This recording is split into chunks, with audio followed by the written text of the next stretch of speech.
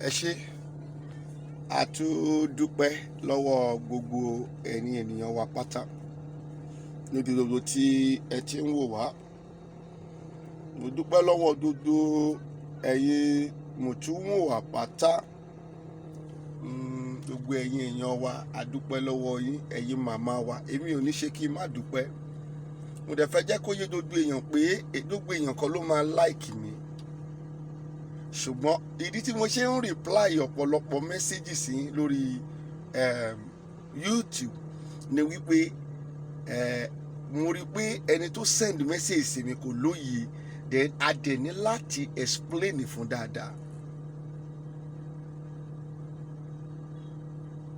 Nǹkan tèmi rí ni that's most of the reason tí mo máa fi ń reply message yìí ni anything tó bá lórí YouTube pé orúkọ mi ló reply, èmi ni mo reply yẹn, nobody, because I listen to feedback all the time.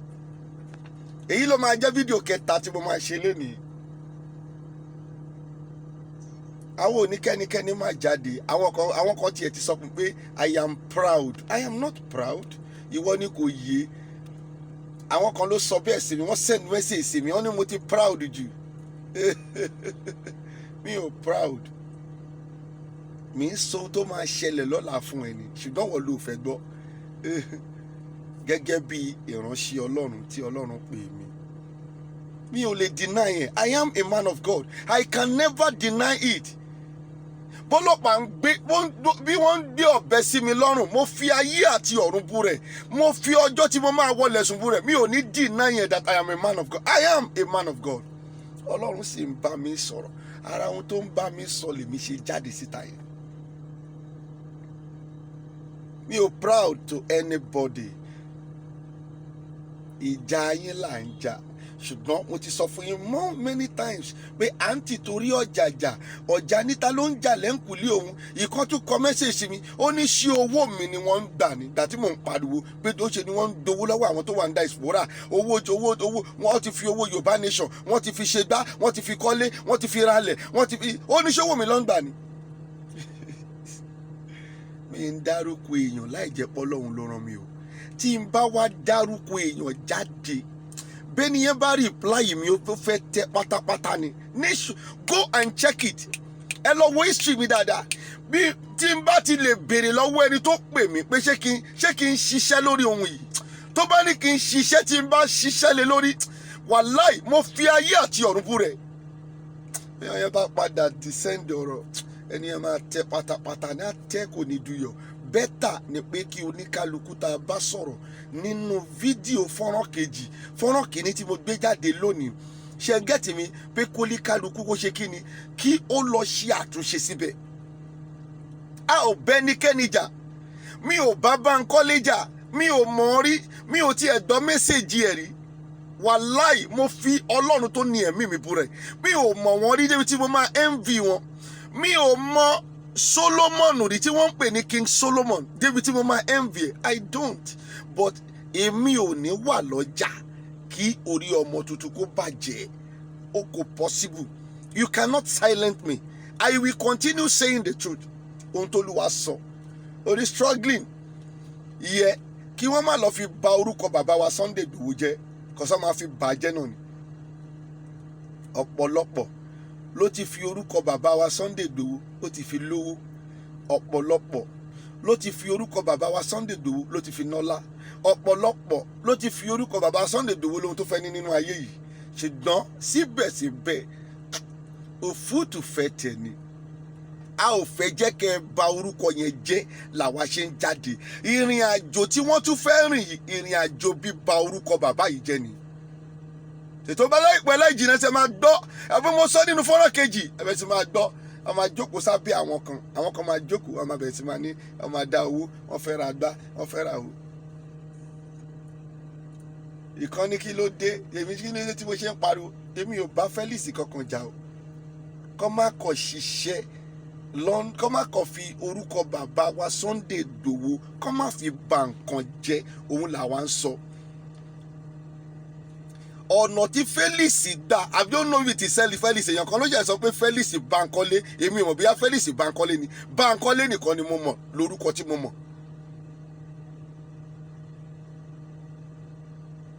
ọ̀nà tó gbà yẹ ní ọ̀nà tó dàbẹ̀ ni pé kò tẹ́ wa lọ́rùn. Kò sí bó ṣe lè já ní láti ná ọ lórí kí Yorùbá nation mò ń sọ tòótọ́. Tó bá pẹ́ dodo wàhálà ẹ̀yin màmá mi yìí, dodo wàhálà ẹ̀yin bàbá mi, ẹ̀gbọ́n mi, àbúrò mi yìí Nàìjíríà lókè òkun, tí Yorùbá bá jẹ́ kó wọ omi, Yorùbá nation must have a central authority. Èyí ò kọ dandan jáde inú tó bá fẹ́ jáde, kò nídìí kó jáde sẹ́. Ẹjọ́ yẹn la ò fẹ́ gbọ́n ta. Ẹ jẹ́ dodo tẹ́tẹ́ ń jáde fún yẹn, ẹ jẹ́ ká lọ sọ nínú yàrá. Ta lẹ́pẹ̀? Àwọn wo lẹ́pẹ̀? Kí wọ́n tó lọ máa jáde irú nǹkan bẹ́ẹ̀. Gbogbo ìgbà nínú fídíò mi mo máa ń tẹnu mọ́, ẹni tá a bá ń bá nájà òun ni ká fọ́lò. Ẹ yé wariwo ọjà. Bàbá Sunday Igboho, bàbá Sunday Igboho, mo tún sọ lẹ́lẹ̀kẹta yìí, bàbá Sunday Igboho tá a ń bá nájà òun ni kẹjẹ ká face.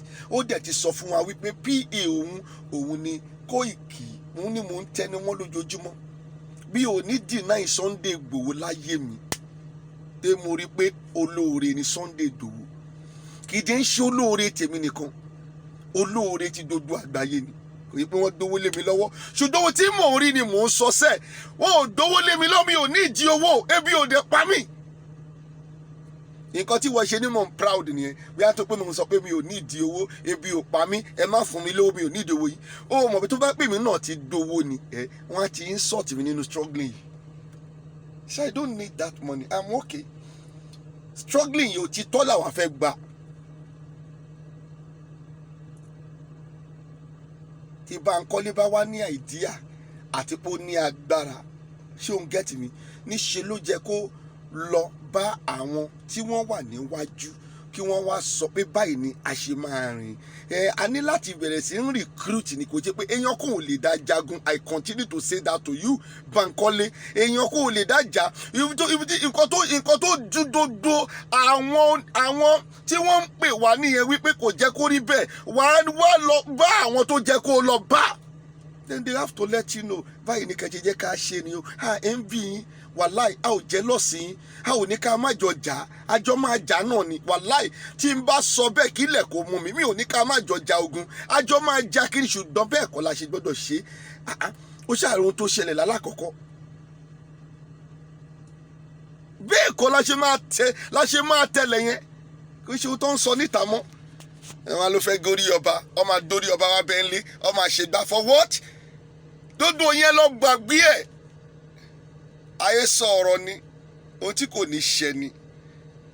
Ṣùgbọ́n ohun tá a bá sọ nínú ilé tá a jọ sọ, tí kì í ṣe pé èèyàn kan ló wá kọ̀ dé ta tó lóun náà fẹ́ wá gba star, òun fẹ́ wá gba kinní kan.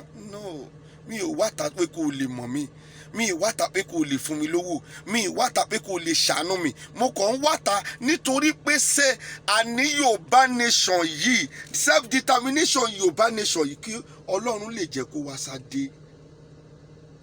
Kò dẹ̀ ń ṣe pé mo lówó. I am telling you, mi ò lówó, but mo ṣáà manage life mi. Iṣẹ́ tí mo dẹ̀ ń ṣe ó tó mi jẹ. I am a spiritualist. I am a prophet. I run spiritual church and I do spiritual work for whosoever that believe in it. Kì í ṣe gbogbo èèyàn mo máa ń tẹnu mọ́ dúdú gbà. So therefore, Badugbe ten said the message sí wa kí ni tí mo ṣe attack Bankole, mi attack ọ̀nà tó gbé kíní yẹn gbà ni kò jẹ́ kó rí bẹ́ẹ̀. Nílé ayé mi sẹ́, mi ò lè dá bàbá wa Sunday Igboho, mi ò lè fẹnu àtẹ́lù wọn.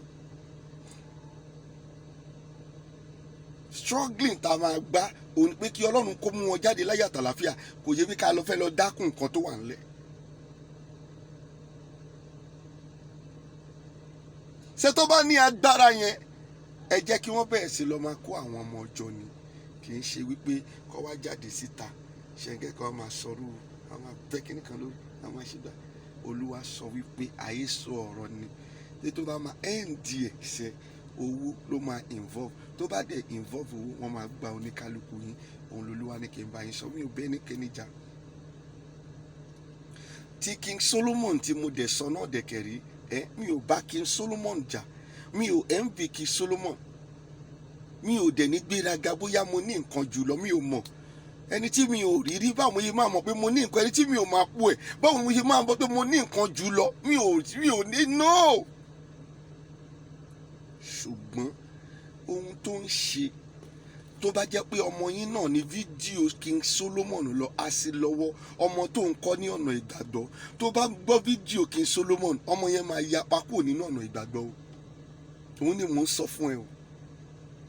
Kẹjẹ́ ká jọ bá èèyàn sọ̀rọ̀ tó bá jẹ́ pé nǹkan tó fẹ́ máa ṣe nìyẹn, ká mọ̀ pé nǹkan tó fẹ́ ṣe nìyẹn kì í ṣe pásítọ̀, but ó fi rẹ̀ pé orúkọ Ọlọ́run, ó wá ń sọ̀rọ̀ okó, ó ń sọ̀rọ̀ òbò níta, òun sọ kò tiẹ̀ pé bóyá nínú prógámù kan kọ́kọ́ ṣẹlẹ̀ ló kọ̀ọ̀kan sọ̀rọ̀ ń bẹ̀ kó dẹ̀ mẹ́ni kú ò bẹ̀, but òun sọ as an obligations, as work.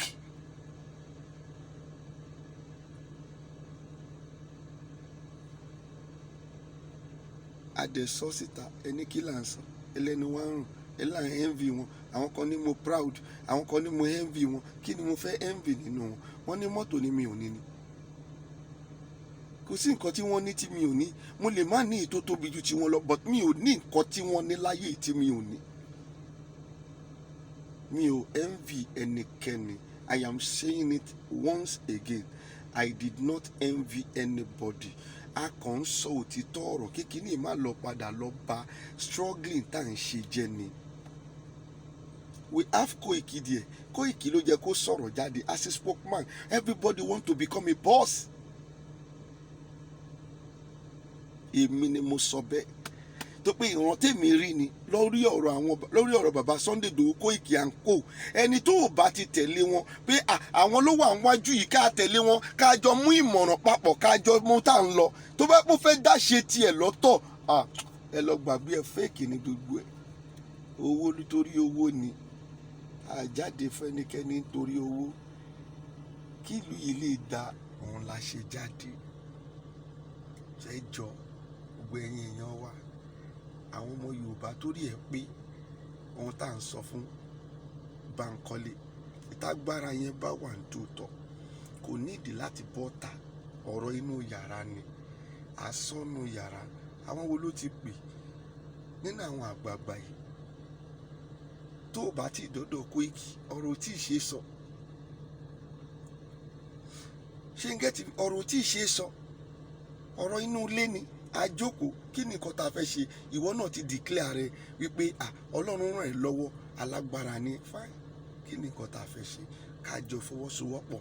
Àwọn báwo la ṣe fẹ́ recruit àwọn èèyàn? Báwo la ṣe fẹ́ rìn? Then we begin to do our homework underground. Kì í ṣe ká wá máa pariwo síta. Nítorí ẹ̀ lè ṣe pé àwa gan sí mi ẹ̀dọ̀. If not ni, wọ́n á ti dọ́dọ̀ wa. Tó bá wá dọ́dọ̀ wa, irú ọ̀rọ̀ táwa wá sọ lénìí, a ò ní lè rí sọ mọ́. Ẹ jẹ́ ká fi ti bàbá wa Sunday Igboho ká tún fi kọ́gbọ́n. Ó dọ́dọ̀ wọn lẹ́sẹ̀ ni pé wọ́n silent wọn. Tó fẹ́ pé wọn ò tí ì dọ́dọ̀ bàbá ni, bàbá sì máa operate. Wọn kò dẹ̀ dá kí wọ́n lọ kó gbogbo wa at the same time. A ní láti mọ bí ìrìn àjò yìí ṣe fẹ́ rí. A ò lò bọ́n, a ò làdá, a ò lò kankan, a ò bájọba jà. Ohun tá a ṣàfihàn ń bájọba wa sọ ni wípé kọjọ sẹ àní ìlú yìí ni wá lára, ìlú yìí ni wá lára, ó ti ń gorí ẹ̀mí wa. Èlò ló ń ta gáàsì tẹ́lẹ̀, gáàsì tá a fi ń dáná. Ọ̀pọ̀lọpọ̀ àwọn èèyàn ni mo rí tí wọ́n ti bẹ̀rẹ̀ sí lọ lu èédú gan ti dọ́wọ́, ó tún ti dórí sókè. Ọ̀pọ̀lọpọ̀ àwọn tí mi ò rí tí wọ́n lu èédú ló ti lọ ń lu èédú. Ọ̀pọ̀lọpọ̀ ìmíì gan níṣe ló tún lọ ń ṣa igi kiri láti dáná báyìí. Mi ò dédé bú pásítọ̀ yìí. Ìdí tí mo ṣe ń bú pásítọ̀ yìí ni wípé wọ́n ti claim wípé àwọn ni wòlíì àgbà. Àwa ò bá wọn sọ kọ́kọ́, a ò bá wọn dòkè, òkè lọ́wà. Wọ́n dẹ̀ tún ti sọ nínú ọ̀pọ̀lọpọ̀ ọ̀rọ̀ wọn wípé àwa yìí a kì í ṣe ìránṣẹ́ Ọlọ́run. We are fakes. Àwa aláṣọ funfun, àwa igbá. You know, àwọn dẹ̀ tún ti claim wípé àwọn làwọn wà lókè. Wọ́n dẹ̀ ń gbàdúrà fún wa. Ṣó jẹ́ kó padà rí báyìí? Bí pásítọ̀ ẹ bá ń gbàdúrà, bó ṣe pé gbogbo wa la jọ ń gbà. Mi ò put blame lórí wọn, ṣùgbọ́n ìdí tí blame yẹn ṣe shift sórí wọn ni wípé they have claimed that they are the major prophet, they are the major pastor. Àwọn lọ́lọ́run dó ohùn wọn, àwọn lọ́lọ́run dó àdúrà wọn. Ìdí pé gbogbo ọ̀pọ̀lọpọ̀ blame yẹn la ṣe lọ́rọ̀ lé wọn lórí. gas ẹ bá gbọ́ iye tí wọ́n ń ta 6 kg sí ẹ̀rù Ọlọ́run máa bà yín. ṣẹ́ni tí ò lówó lè lọ rà á. àwa gan ti ń lo ṣàkó. tó bá pé fídíò yìí mo lè padà gbé sí òdì kejì ní lẹ́sẹ̀kẹsẹ̀ ni mo máa fi ibi tí mo ṣàkó lábẹ̀rẹ̀ sí ń lò lẹ́nu ọjọ́ mẹ́ta yìí. a ti ń lo ṣàkó. gáàsì ò ṣe é rà mọ́. we have a gas. ṣàkó là ń lò báyìí. èdè ní pásítọ̀ ẹ̀ ń gbàdúrà fún wa. wọ́n dẹ̀ claim pé àwọn ni wòlíì àgbà. mo mọ ohun tí mò ń sọ yín ní kẹ́ ẹ máa bá mi ká lọ. àwọn èèyàn yìí wọn ò kọ̀ kí ilẹ̀ mọ́ bá láìláà. kò sí nǹkan tó kàn wọ́n. bó ṣe máa ní ó máa dá kò ní síbi kankan tí Nàìjíríà yìí máa fi dáa.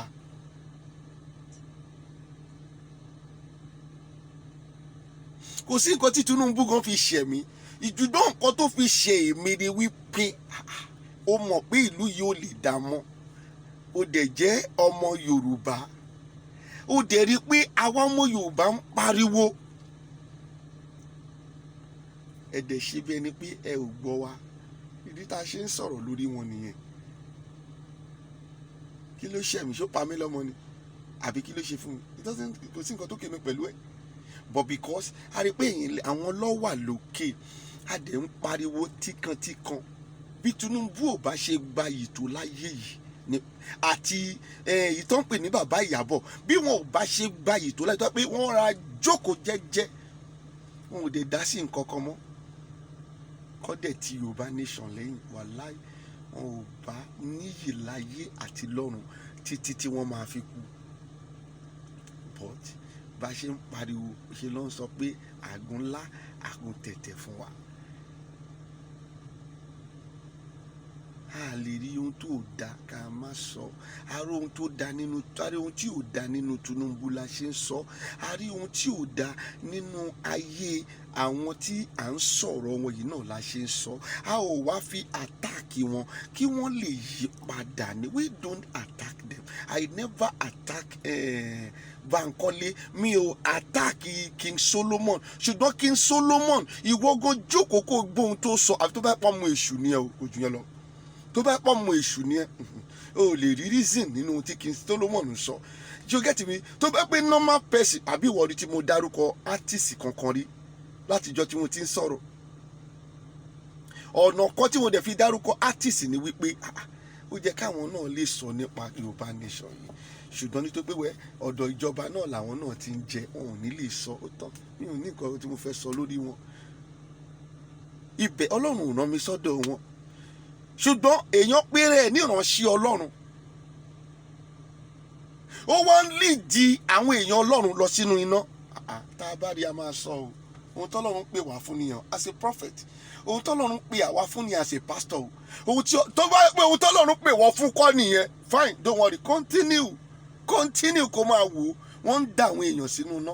a máa sọ nípa okó àtòbò oríṣiríṣi ẹjọ́. òun ṣẹ̀ṣẹ̀ lọ jóbò tán lótẹ́ẹ̀lì ni as a prophet gẹ́gẹ́ bí ìránṣẹ́ Ọlọ́run. nǹkan tí mo sọ nìyẹn tán ní kí n mórí mi wá o. nǹkan tí mo sọ nìyẹn tán ní mi ò sọ dáadáa o. pé kó sí mi ẹ̀dọ̀.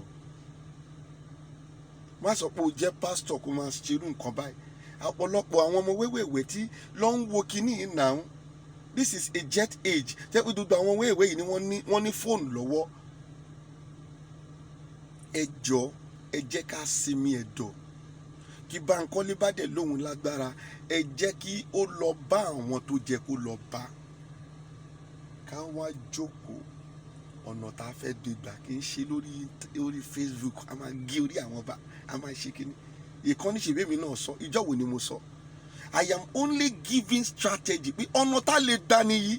ṣùgbọ́n ọ̀nà tá fẹ́ gbà yẹn kì í ṣe ti èèyàn kan. èèyàn kan ò lè make move yẹn gbogbo wa lájọ́ máa make ẹ̀. tẹ gbogbo yín bá ti rẹ́dì tẹ́ tí mo yín ń pariwo nígbà yín ni tẹ́ ẹ bá rẹ́dì gbogbo yín máa kóra yín jọ.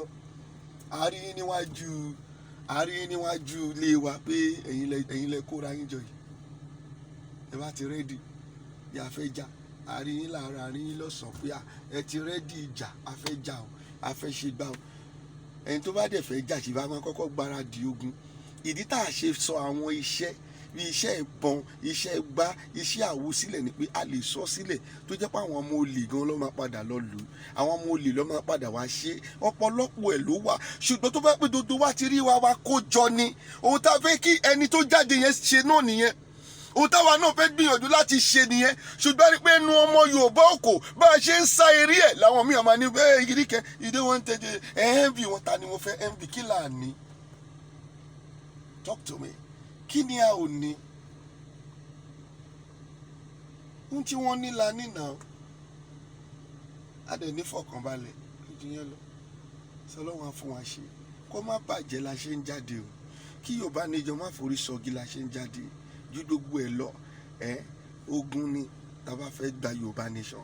Ṣé ń gẹ́tì mi? Tá bá dẹ̀ fẹ́ ja ogun, ṣùgbọ́n pátí a máa ti recruit àwọn ọ̀pọ̀lọpọ̀ èèyàn. Ẹ̀yọ́ ni à ń sọ fún bàbá wa Bánkọ́lé tí wọ́n sọ̀rọ̀ jáde pé no, irú ọ̀rọ̀ yẹn kò jẹ́ ká sọ jáde. Ṣé tágbára yẹn bá wà ó yá. Tẹ́yìn ọmọ Yorùbá dáfẹ́fẹ́ mọ̀ pé nítòótọ́ ó ní agbára yẹn lọ́wọ́. Òun ni mo ṣe sọ àsọtọ́ ọ̀rọ̀ ń bẹ̀. Ó fún ẹ ní ọjọ́ 7. Àárín ọjọ́ 7 náà ni mo wà. Bó ṣe ń sọ pé ó fẹ́ lọ wọlé lọ bá àwọn ọba yẹn wọlé wá bá mi kó wá pa mí. Tó bá dẹ̀ ti rí mi pa, we are free to move. Then ìwọ yes, o free láti move. Àjẹ́ tó pọ̀ ọmọ ṣé ìwọ rẹ́jẹ̀ lẹ́nu ẹ̀ ní ò lè rẹ́jẹ̀ lẹ́nu ẹ̀. Àgbàlagbà ní gbogbo yìí náà. Àwa tiẹ̀ fẹ́ lọ pààyàn gan ṣó jẹ́ ká wá máa sọ pé ó fẹ́ lọ pa wọ́n ni. Ṣàjẹ́ àjẹ́ tó pọ̀ ọmọ ṣé ìwọ rẹ́jẹ̀ lẹ́nu àjẹ́ yẹn ni. So therefore, kó má forí sọpọ́n, òun làwa wà fún. Mi ò proud, mi ò dẹ̀ jealous ẹnikẹ́ni, mi ò dẹ̀ attack ẹnikẹ́ni. Go and see reasons to all I have said. Ẹ má bà iṣẹ́ Sunday Igboho jẹ́. Ẹ má bà iṣẹ́ àwọn àgbààgbà tí wọ́n ti bẹ̀rẹ̀ iṣẹ́ lórí ọ̀rọ̀ Yorùbá Nation yìí jẹ́. Ẹ jẹ́ kí a follow step tó jẹ́ ká follow. Àìfollow ẹ̀ ìjọba Yorùbá Nation ò ní ṣeé ṣe. A ní láti ní olórí. A dẹ̀ ti mọ olórí wa. Èmi mọ̀ pé Sunday Igboho ló ń lead the struggling yìí. Now ó ní PA. Then anything tá bá fẹ́ ṣe, let us report to the PA. Ìkó tó bá dé fẹ́ ní ká ṣe. Òun náà lè Nàìjíríà. Okay, ẹni sùúrù náà. Báyìí ní ká ṣe. Nobody can just spring out from anywhere. Wọn ò ní kàyìn wípé ọ̀tọ̀ ló ń sọ. Yorùbá Nation náà lọ máa kà ẹ́ kún. Bàbá wa dẹ̀ ṣì wà níbi tó wà. A fẹ́ dá ogun mọ́ ogun. A ò fẹ́ dá wàhálà mọ́ wàhálà.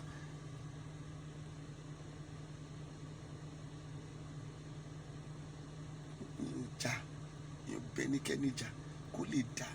Òun náà ni mò ń sọ.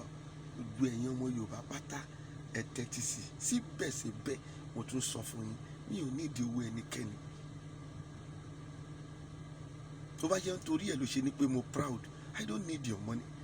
Wo ẹni tó bá fún mi ní owó tó lóun fẹ́ control mi, òun ni mo ń tìjú láyé mi. Kéèyàn fún mi ní owó tó yàn help mi kó wá lé o fẹ́ control mi lórí ohun tí o help mi lé lórí, o fẹ́ máa control life mi. I hate them. I live my life independently. I am a free giver. But mi ò ní san kankan. I myself is a free giver.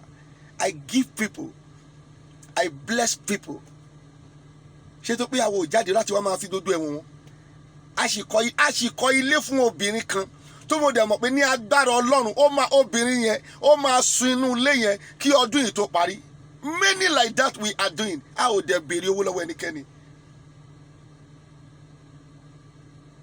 A ò dẹ̀ wá ta láti wá máa sọ pé akọ́lé o, àṣekínní kan, no, help ẹnikẹ́ni tó bá fẹ́ help ní secretly. And don't use because you help them kó wá máa ní pé o fẹ́ wá gàba lórí wọn. Kò ń ṣe mí o. Tó bá fún mi lówó lénìí, tó bá dọ̀la tó bá ṣe ohun tí ò dá, mo máa wá ta wá sọ. I don't have time. So therefore, mo jókòó mi jẹ́jẹ́ ara mi débi pé èèyàn kan ò ní insult mi. Ẹni tó lè dè mí pẹ̀lú èèyàn pọ̀, òun ni iṣẹ́ ọwọ́ mi tí mò ń ṣe. I am a spiritualist. I am a prophet. I run a spiritual church and I do spiritual work. Ọlọ́run ló kọ̀ fún mi ní kí n sọ nípa Yorùbá. Kò tiẹ̀ jẹ́ kí n fẹ́ sọ nípa Yorùbá Nation. Ṣùgbọ́n Ọlọ́run ló sọ fún mi pé mo ní láti sọ nípa Yorùbá. Ṣùgbọ́n bá a ti ń sọ, ọ̀pọ̀lọpọ̀ kà wá kún. kò káwọn tá à ń sọkún kí struggling yìí má bàa lọ lásán. Mo bẹ̀ yín, ẹ má jẹ́ ká ṣe struggling yìí báyìí. A ní olórí, bẹ́ẹ̀ ni mo sọ fún yín. Nígbà táwọn kan jáde tó láwọn fẹ́ yọ bàbá wa Bánjí, ṣe bá bọ́ọ̀tà wa sọ̀rọ̀, kò possible. Mi ò rí bàbá tẹ́ rí yẹn rí, mi ò bá wọn sọ̀rọ̀ rí. I am telling you. Ṣùgbọ́n in my spirit, God is connecting me with him every day that he is the right man. No matter how his age may be, he is the right man. Leave him and let him work. Màdàrú ti fẹ́ wọ bẹ̀ nìyẹn. Ṣé àjáde aṣọ kì í ṣe ohun tó ń sọ níta? Sí ìtẹ́tí wá gbé bọ́ta yẹn, ìta yẹn náà láti máa treat for couple yín. Inú ilé ni wọ́n ti ń sọ, tí dodo everybody máa sọ, tó dodo everybody máa jẹ ìjìká, tóníkálukú máa bẹ̀rẹ̀ àwọn, tóníkálukú máa lọ. But sí ìtẹ́tí gbé bọ́ta yẹn, a ò ní nǹkan kan tá a fẹ́ sọ nínú ilé mọ́. Ìta náà láti máa treat for couple wa. Everybody are there silent lórí ọ̀rọ̀ yìí. So a ò ní kí Bankole máa jà, ṣùgbọ́n ẹ jẹ́ ká go through the normal way. Kí ọ̀rọ̀ yìí, kí omi má lọ jẹ̀yìn wọ̀gbìn wa lẹ́nu. Ẹ ṣé gan ni gbogbo ẹ̀yin ọmọ Yorùbá tí òye nǹkan tí mò ń sọ yìí, ìwọ ṣí ẹ má jẹ́ kó dúró nílẹ̀, jẹ́ kó débi tó jẹ́ kó dé. Ẹ ṣé gan ni mo dúpẹ́. Ẹ má jẹ́ ká bà orúkọ bàbá Sunday Igboho jẹ́, nítorí lábẹ́ orúkọ bàbá Sunday Igboho lọ́pọ̀lọpọ̀ ló fi ń gba owó kiri lẹ́niwẹ̀ tí wọ́n wà. Ìmí ìtú ti fẹ́ ṣẹlẹ̀ láti tètè fẹ́ tètè dáàbò ẹ̀ pé kó má lọ rí bẹ́ẹ̀. Ẹ ṣé gan. God bless you. Have a wonderful day. Ẹ káàsán. God bless you. Share orúkọ tèmi lẹ́ẹ̀kan sí ni Bàbá Kan